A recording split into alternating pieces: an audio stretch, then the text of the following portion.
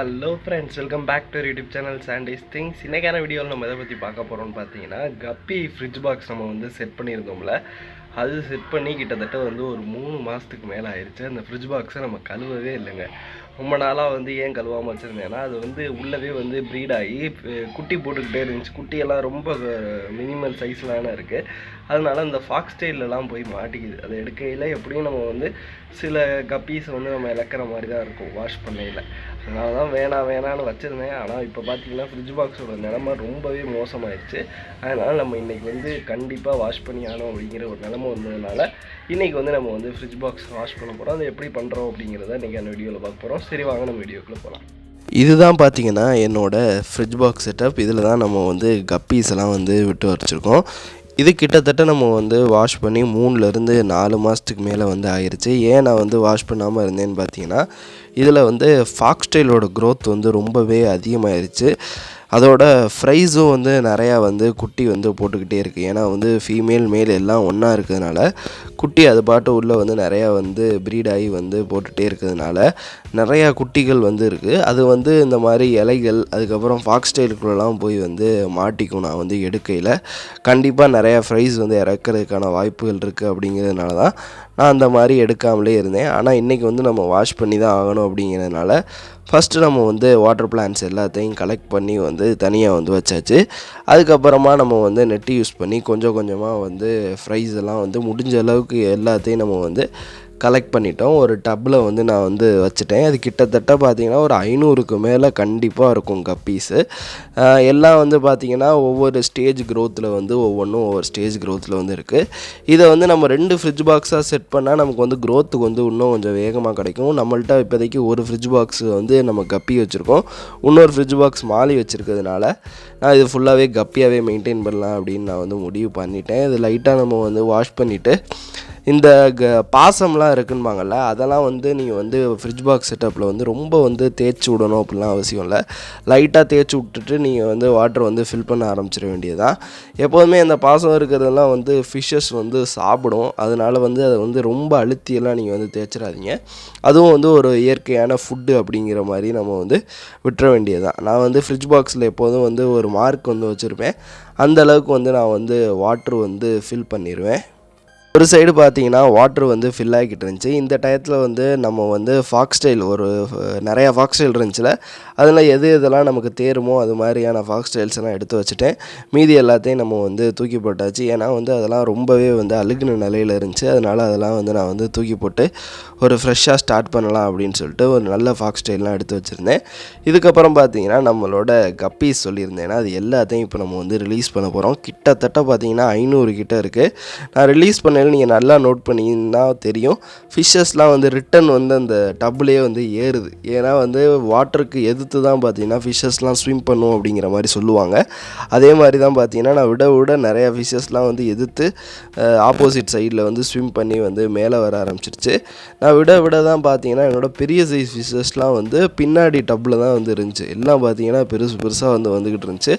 Mostly வந்து நான் வந்து இந்த நிறைய பேர் வந்து கப்பீஸ் வந்து கேட்பாங்க, பேக் பண்ணி கொடுங்க அப்படிங்கிற மாதிரி நம்ம சேனலில் வீடியோஸ் பார்த்துட்டு வந்து கேட்பாங்க. அப்போல்லாம் வந்து நான் ஃபிஷ்ஷஸ் பிடிக்கிறதே எனக்கு ரொம்பவே கஷ்டமாக இருக்கும். ஏன்னா மேலெல்லாம் நான் வந்து தனியாக பிரித்து வச்சுருவேன். ஃபீமேல்லாம் எப்போதும் போல் இந்த ஃப்ரிட்ஜ் பாக்ஸில் தான் இருக்கும். அதை வந்து நான் கலெக்ட் பண்ணையில் பார்த்தீங்கன்னா பெரிய சைஸு கப்பீஸ்லாம் பார்த்தீங்கன்னா கீழே போய் ஒளிஞ்சிக்கும்.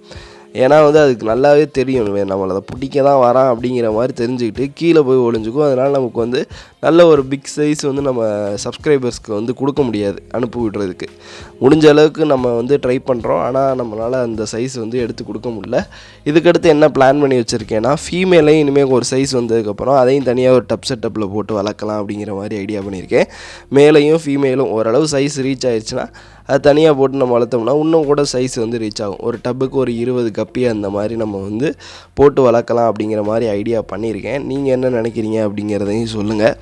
இது வந்து பார்த்திங்கன்னா நம்ம வாட்டரை சேஞ்ச் பண்ணிவிட்டு நம்ம கப்பீஸ் எல்லாம் விட்டதுக்கப்புறம் நம்ம வந்து எடுத்த வீடியோஸு. எல்லா கப்பீஸும் பார்த்திங்கன்னா சூப்பராகவே இருக்குது, நல்ல க்ரோத்லேயும் இருக்குது. ஃபீடு வந்து நம்ம வந்து என்ன கொடுக்குறோம் அப்படிங்கிற மாதிரி நிறையா பேர் வந்து கேட்குறீங்க. நான் வந்து நார்மல் ஃபீடு தான், ஒசாக்கி பெல்லட்ஸ் இருக்குல்ல, அதை வந்து க்ரஷ் பண்ணி வந்து போடுவேன், அவ்வளவுதான். மற்றபடி வேறு எதுவும் நம்மளுக்கு வந்து ஃபீடு வந்து போடுறதில்ல. நம்மளோட ஃப்ரிட்ஜ் பாக்ஸ் செட்டப் பார்த்தீங்கன்னா கரெக்டாக ஒரு வேப்ப மரத்துக்கு கீழே, அதுக்கப்புறம் பார்த்தீங்கன்னா ஒரு கருவேப்பிலை மரத்துக்கு கீழே இருக்கிறதுனால நிறையா இலை வந்து நம்மளோட ஃப்ரிட்ஜ் பாக்ஸ் செட்டப்பில் வந்து விழுந்துருந்தது. இந்த மாதிரி விழுகிறதுனால பார்த்தீங்கன்னா நமக்கு வந்து அடிக்கடி வந்து ஃப்ரிட்ஜ் பாக்ஸ் வந்து கழுவுற மாதிரி இருக்குங்க. சரி அப்படின்னு சொல்லிட்டு நான் வந்து ஒரு ஷேட் நெட் வாங்கி வந்து இப்போ வந்து யூஸ் பண்ண ஆரம்பிச்சிட்டேன். அதனால எனக்கு வந்து இப்போதைக்கு வந்து எந்த பிரச்சனையும் இல்லை அப்படின்னே சொல்லலாம். இப்போ பார்த்தீங்கன்னா நம்ம வந்து ஃபாக்ஸ் டெயில் நம்ம வந்து எடுத்து வச்சுருந்தோம்ல, அதெல்லாம் வந்து நம்ம வந்து உள்ளே வந்து போட ஆரம்பிச்சிட்டோம். ஃபாக்ஸ் டெயில் நம்மள்ட்ட இருக்குது லைவ் பிளான்ட்ஸில். அதுக்கப்புறம் வந்து என்னென்னா வாட்டர் கேபேஜ் அப்படின்னு சொல்லுவாங்கள்ல, வாட்டரோட டாப் லெவல்லே வந்து ரூட்ஸ் எல்லாம் வரும். அதுதான் பார்த்திங்கன்னா வாட்டர் கேபேஜ். அதுவும் கொஞ்சம் நம்மள்ட்ட வந்து இருக்குது. இது 2 தான் நம்ம வந்து லைவ் பிளான்ட்ஸ் வந்து யூஸ் பண்ணுறோம். கண்டிப்பாக இந்த ஃப்ரிட்ஜ் பாக்ஸுக்குள்ளே பார்த்திங்கன்னா ஏகப்பட்ட கப்பீஸ் வந்து இருக்கும். கிட்டத்தட்ட 500+ தான் வந்து இருக்கும். ஏன்னா வந்து எடுக்கையில் எனக்கு வந்து அவ்வளோ வந்து நான் வந்து எடுத்தேன். அதை வச்சு தான் சொல்கிறேன். கண்டிப்பாக வந்து 500+ கப்பீஸ் வந்து இருக்குங்க. இதெல்லாம் பாருங்கள், உங்களுக்கு பார்க்கறதுக்கே சூப்பராக இருக்கும் இந்த வீடியோஸ் எடுக்கையிலே. ஆனால் வந்து லைட்டாக வந்து கிளார் வந்து அடிக்குது. அது மட்டும் வந்து கொஞ்சம், ஏன்னா வந்து மரத்து நிழலில் தான் இருக்குது. லைட்டாக வெயில் அடிக்கையில் அந்த கிளார் வந்து உங்களுக்கு வந்து வாட்டரில் வந்து ரிஃப்ளெக்ட் ஆகும். அது மட்டும் தான். மற்றபடி பார்த்திங்கன்னா உங்களுக்கு வந்து வீடியோஸ் பார்க்குறதுக்கு சூப்பராக இருக்கும். கப்பீஸ் மிக்ஸ்டு கப்பியில் ஒரு இது என்னென்னா, நம்ம எதிர்பார்க்காத வேரியண்ட்லாம் வந்து நமக்கு வந்து கிடைக்கும். நான் பார்த்தீங்கன்னா இதில் வந்து நோட் பண்ணதில் எனக்கு வந்து ஒரு சூப்பரான வேரியண்ட் வந்து என்னென்னு பார்த்தீங்கன்னா, ப்ளூ கலரில் வந்து பாடி ஃபுல்லாக இருக்குது.